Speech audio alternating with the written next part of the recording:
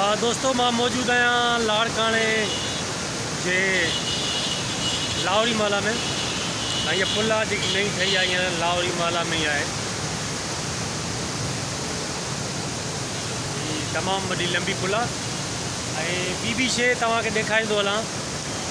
ही लाहौरी माला में ही आहे हिकिड़ी जितां पाणी हूंदो आहे हुनखे चयो वेंदो आहे गजगोड़ वारी पुल।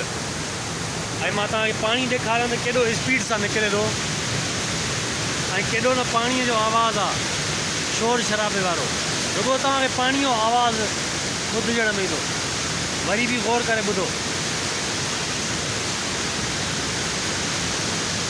हिकिड़ो पाणी अहिड़ो हूंदो आहे जेको पहाड़नि तां किरंदो आहे, उनजो आवाज़ पंहिंजो हूंदो आहे।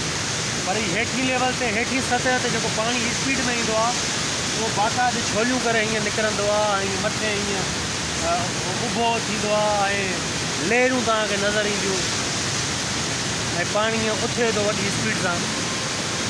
वॾो ज़बरदस्त आवाज़ु आहे हिकिड़ो।